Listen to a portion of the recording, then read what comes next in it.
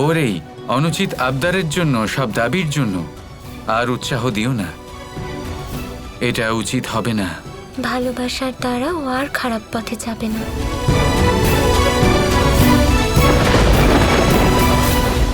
তুমি একটু বেশি গম্ভীর হয়ে আছো না? মনে আছে তুমি কি বলেছিলে? যতই আমাদের সময় শেষ হয়ে আসুক পৃথিবীতে, কিন্তু প্রত্যেক শেষের পরে নতুন আরম্ভ হয়। তাহলে উদাস হয়ে আছো কেন? আমরা তো নিজেরাই ঠিক করেছিলাম যে যত বছর বাকি আছে পৃথিবীতে, আমরা বর্ষণার থেকেও বেশি মধুর স্মৃতি রেখে যাব।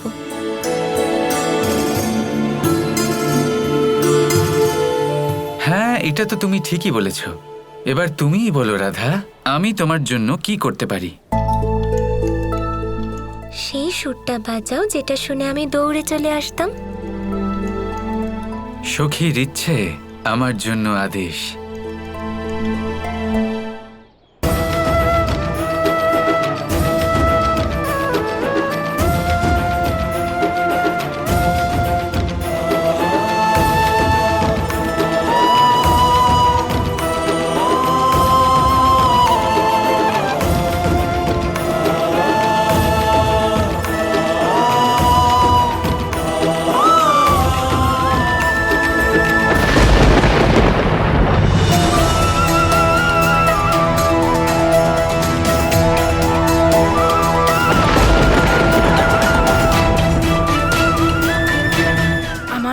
বলেন যে বাবা ওনাকে ভালোবাসেন আর রাধার মনে হীন ভাবনা নেই, কিন্তু আমি কখনো আমার বাবাকে আমার মায়ের সাথে এভাবে দেখিনি।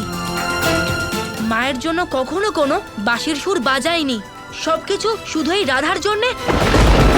আপনি খুব প্রসন্ন হয়ে আছেন তাই না বাবা? এবার দেখুন বাবা আমি কি করি।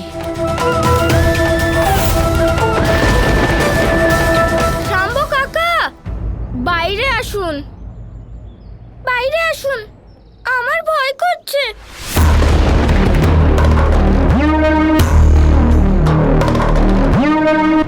আমি নদীর দিকে আছি, যদি ধরতে পারো তাহলে ধরো আমাকে।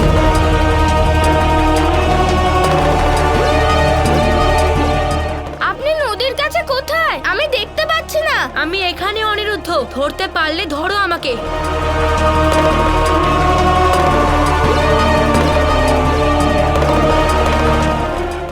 জলে পড়ে যাননি তো?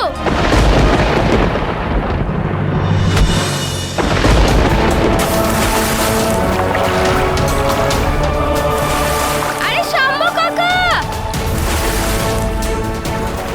শাম্বু কাকা বাঁচান, আমি সাঁতার কাটতে পারি না।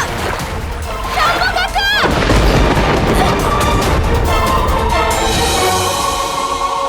কি হলো কৃষ্ণ? বাঁচাও, আমি জলে পড়ে গেছি, বাঁচাও আমাকে, বাঁচাও, বাঁচাও, বাঁচাও, কেউ আছে? সাহায্য করো, কেউ সাহায্য করো, বাঁচাও, কেউ সাহায্য করো। আমাদেরকে সাহায্য করো, বাঁচাও। তাতশ্রী, তাতশ্রী, অনিরুদ্ধ আর শাম্বু নদীতে পড়ে গেছে, ওরা ডুবে যাচ্ছে। আপনি তাড়াতাড়ি আসুন।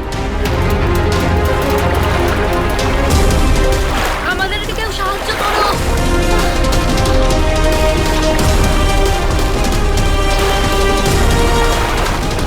কেউ আছেন? বাঁচান আমাদের।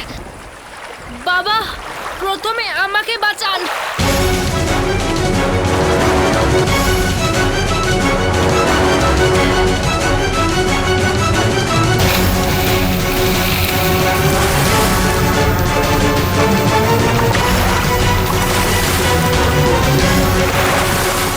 বাবা, বাবা,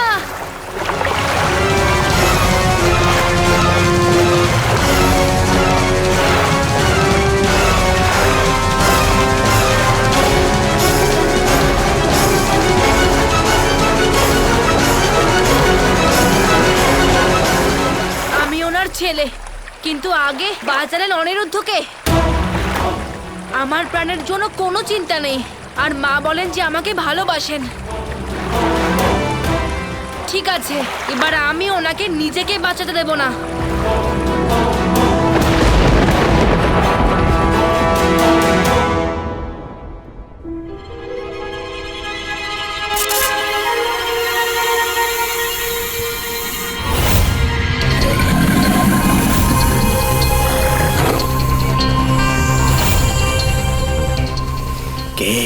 এসেছে আমার জায়গায়।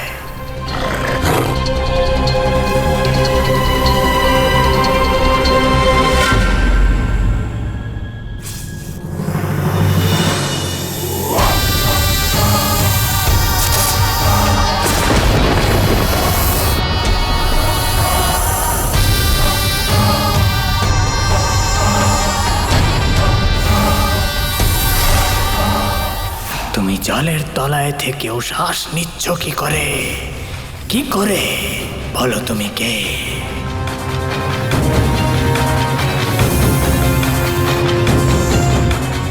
বলো তোমার পরিচয় দাও। আমি জানি না, কিন্তু আমার নাম শাম্ভ। তুমি যেই হও না কেন, তুমি আমার জায়গায় এসেছো। তুমি এখন আমার আহার।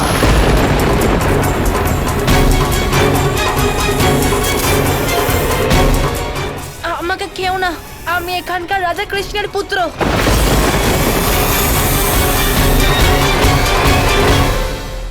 তুমি কৃষ্ণের পুত্র হও? হ্যাঁ।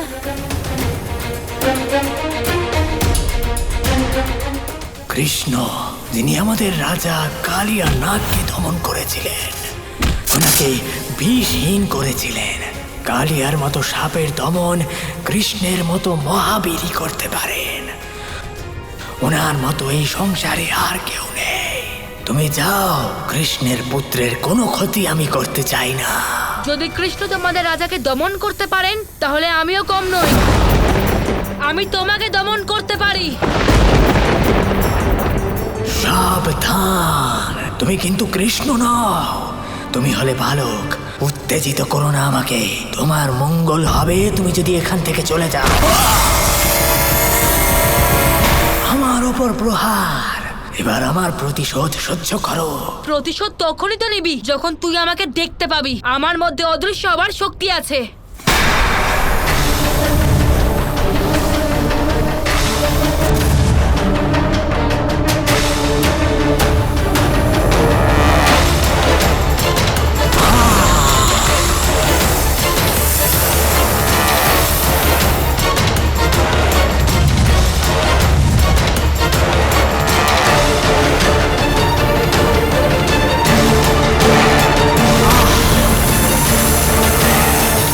নাগদেব, খুব বড় ভুল করেছো তুমি। আমার পুত্রের উপর আক্রমণ করার দুঃসাহস করলে কি করে? আমি আক্রমণ করিনি। আমি তো ওকে প্রাণ দান দিয়ে ফিরে যেতে বলেছিলাম, কিন্তু ও নিজের শক্তি প্রমাণ করতে আমাকে আঘাত করছে। আমি ওকে আর ছাড়বো না। না নাগদেব, ও ছোট ছেলে, ক্ষমা করে দিন ওকে। তাহলে নিয়ে যান এই মূর্খকে। মূর্খ? তুই আমাকে মূর্খ কি করে বললি? ছেড়ে দিন বাবা, ওকে যুদ্ধ করতে দিন। আপনার মনে হয় শুধু আপনিই কালিয়া দমন করতে পারেন? এবার দেখুন আমার শক্তি। না শাম্ব, তুমি এরকম কিছুই করবে না।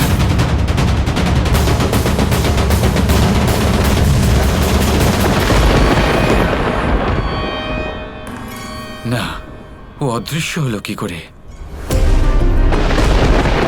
হে মা কালী, আমি আমার সম্পূর্ণ জীবনের তপস্যার ফলস্বরূপ আপনার থেকে একটা বর চাইছি। আমার পুত্র শাম্ভু যে বর চাইছে ওকে দিয়ে দিন। না, জাম্বুবতী শাম্বুকে অদৃশ্য হবার শক্তি দিয়ে উচিত করেনি। এটা অনর্থ।